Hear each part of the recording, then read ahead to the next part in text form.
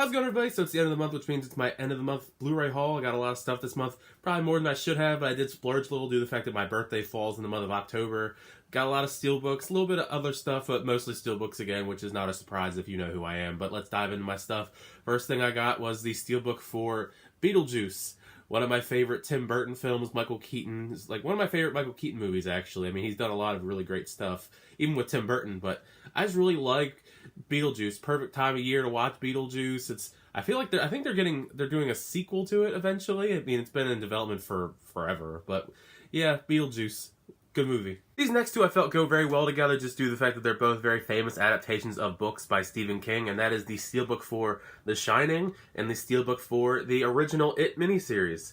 Both classics in their own right. I mean, the miniseries for It is one of those ones I watch all the time. The Shining is actually on Netflix now, which is kind of bizarre to see on Netflix, but I really love that film. I really love The Shining. Stanley Kubrick does a really great job with that one. I actually really like how creepy the picture is on the back with Jack Torrance. There's not like nothing too exciting on the back. It's just Pennywise with the balloons on the It Steelbook, but I love this, this little mini series. Tim Curry's great in it. Surprisingly, even the newest one was pretty good too, so I'm hoping that Chapter 2 comes out next year. That's also really well done. This next one was kind of just a random purchase this month just because I was going through FYE looking at all their new stuff and I just saw it in like they have a Steelbook section now, but it's the Hellboy 2, The Golden Army.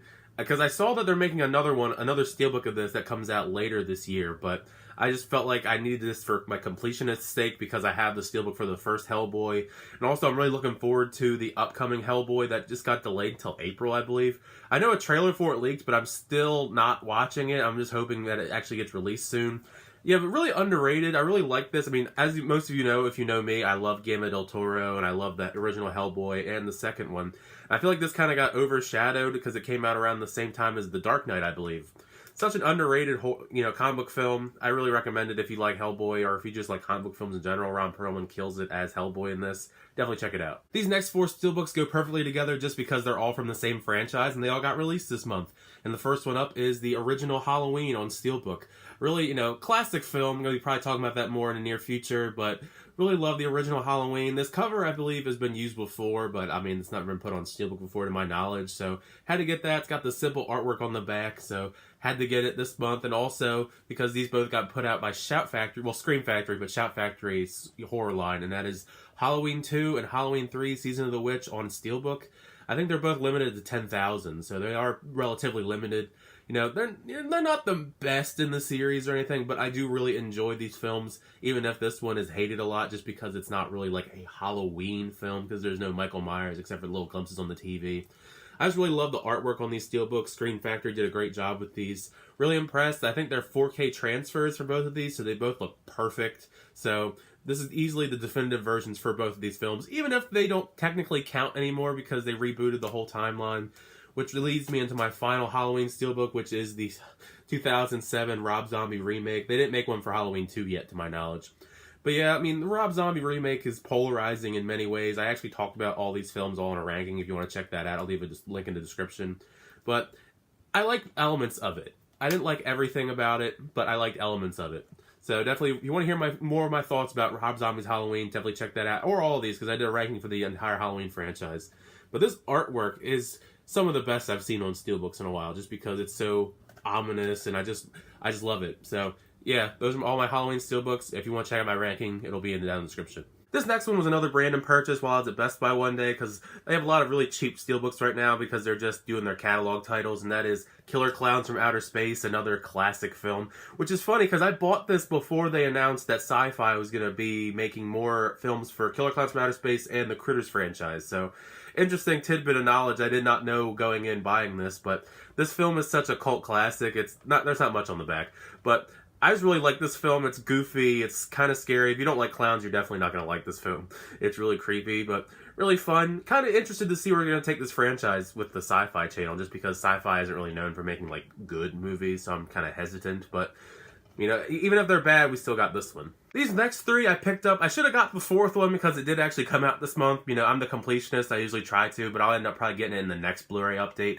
And that is the Steelbooks for the first three Purge films. So you got Purge, and then you got Purge Anarchy, and then you also got Purge Election Year. Really like all these Steelbooks. I mean, not all these films are great. I think I like Election Year the least. and then my favorite is probably Purge Anarchy, and then my in the middle right now is The Purge. I forget how I would have to rank where I'd like the first Purge, probably somewhere in the middle, because I think I didn't like it the least. But I really like all the steelbooks because they put out steelbooks for all these because the first Purge has a steelbook.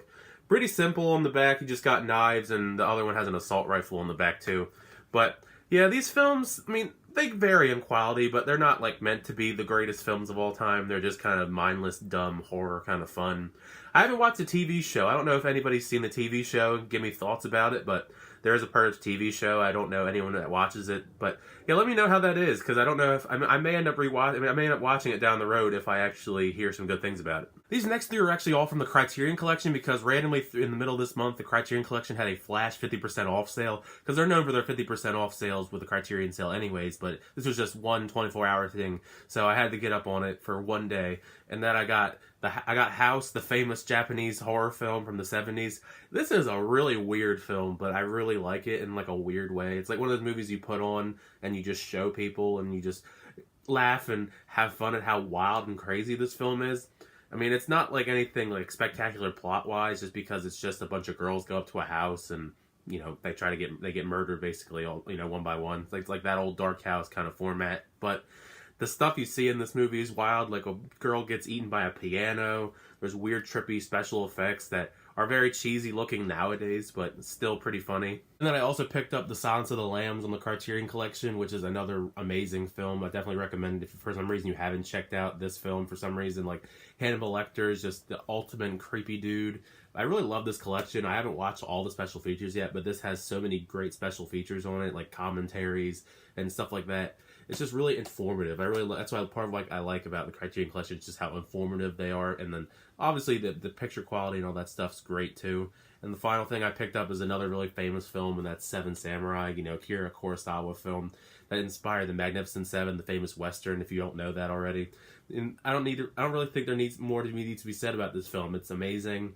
It's like definitive, like one of the best films ever. It's really long though. It's like 3.5 hours long, but it is a really great timeless classic. So if you got a lot of time to spare, definitely check out Seven Samurai. And we're back to Steelbooks with this next one because I have all the other Steelbooks in this phase, so I had to get it, and that is the Steelbook for Ant-Man and the Wasp. Definitely a very fun film. It's definitely the least good of the Marvel Cinematic Universe films that came out this year, because you also got Infinity War, of course, and Black Panther. So, I mean, you got some stiff competition with those two, but it still was a really fun film. The Wasp was great in this. The Steelbook's really cool, too, because I just like the shrinking effect for both Ant-Man on the back and the Wasp on the front.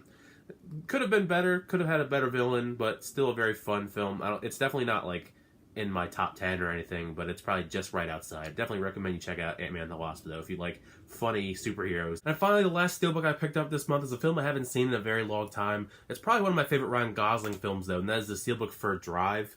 Definitely a film I feel like doesn't get talked about as much, you know, just because it's not really as talked about just because it's not that popular, but it's probably one of my favorite Ryan Gosling performances in this film. Definitely recommend you check it out if you get a chance. I also just really love the cover. It's really simplistic, but it's like kind of like a neo-noir kind of style Steelbook.